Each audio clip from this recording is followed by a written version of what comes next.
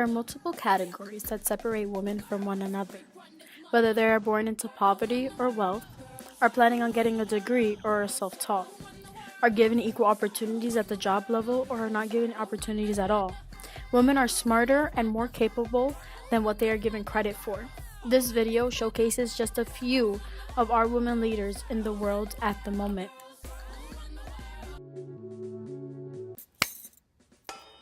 My name is Alicia Garza, and I'm one of the co-founders of Black Lives Matter. Over the last 3 years, we've grown from a hashtag to an international organizing network. Lots of people think that organizing is being in the streets with a bullhorn and turning up. And organizing is not really that at all. None of organizing is glamorous, but some of it is rewarding. We can build a world where all lives matter together if we acknowledge the ways today in which all lives don't matter.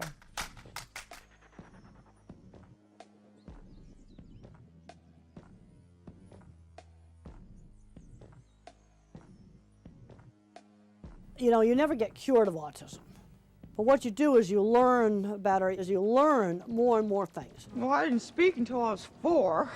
Now I have a BA and a master's, and I'm studying for my doctorate. I can remember the frustration of not being able to talk. I couldn't get my words out. My speech came in gradually, a few words at a time. When I was a little kid, I was very autistic, nonverbal, rocking. You know, that's the kind of kid they just put away in the institution. But I had a speech teacher that worked really hard with me, and I can't emphasize enough the importance of young children getting early intervention. You got a 2-year-old or 3-year-old with no speech, don't wait. The Tamimi family is notorious for sending their children to confront Israel, police, and soldiers for the cameras, hoping for a reaction that will create a viral video. In this clip from December 2017, Ahed Tamimi, who has been exploited for videos since early childhood, hits and kicks Israeli soldiers. She was arrested by occupation soldiers because she would not allow soldiers to shoot at children from inside of her house.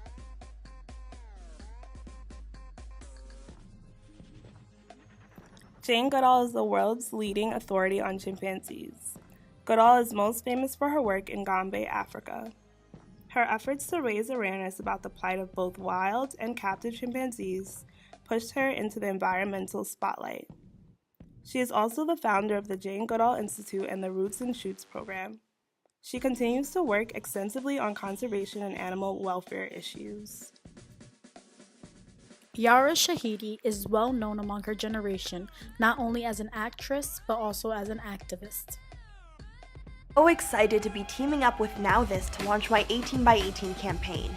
If you're turning 18 in 2018, we want you.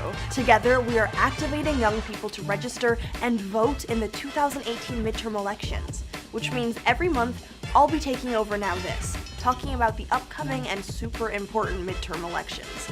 I really want everyone turning 18 to register to vote this year. You only turn 18 once, so let's make it count. Her other organizations include Yara's Club, a partnership with Young Women's Leadership Network of New York, which provides online mentorship in hopes to end poverty through education. I have rights. I have the right of education. I have the right to play. I have the right to sing. I have the right to talk. I have the right to go to market. I have the right to speak up.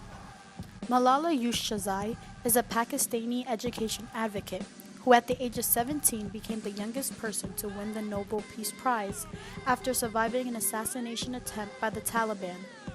Malala became an advocate for girls' education when she herself was a child, which resulted in the Taliban issuing a death threat against her. On October 9, 2012, a gunman shot Malala when she was traveling home from school. She survived and has continued to speak out on the importance of education. In 2013, she gave a speech to the United Nations and published her first book, I Am Malala. In 2014, she won the Nobel Peace Prize. Every now and then there comes a moment in history where we all have to march. Sandra Steingraber is an American biologist, author, and cancer survivor. Sandra writes and lectures on the environmental factors that contribute to reproductive health problems and environmental links to cancer. On March 18, 2013, Sandra was arrested along with 9 other protesters for blocking the entrance to the natural gas facility near Ithaca to protest the industrialization of the Finger Lakes. After refusing to pay a fine, Sandra and 2 other members of the Seneca Lake 12 received 15-day sentences. On October 29, 2014, while participating in the civil disobedience campaign called We Are Seneca Lake, Sandra was arrested again with 9 other protesters at the gates of Crestwood Midstream for trespassing and blocking a chemical truck. The first struggle was really to be taken seriously. Actually, when we started to get serious opposition, I thought we were getting somewhere, because we were not just, you're so cute when you're mad. The women's movement, the civil rights movement, the gay and lesbian movement, all the great social justice movements have begun to remove labels from people and allow us to be the unique human beings we really are.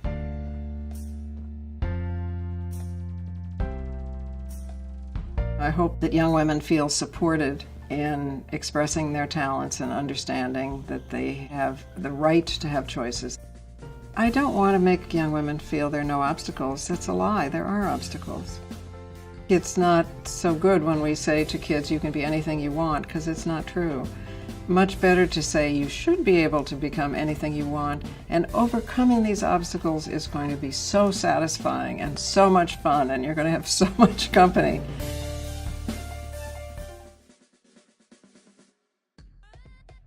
First and foremost, I think we should be clear about the fact that most of the harm that's caused by violent policing has less to do with numbers of people killed, but rather the daily mundane harassment, targeting, injury, violence that young people of color face in their communities on a daily basis.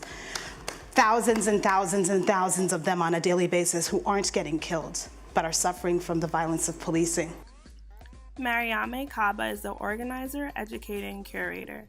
Her work focuses on ending violence, dismantling the prison industrial complex, transformative justice, and supporting youth leadership development.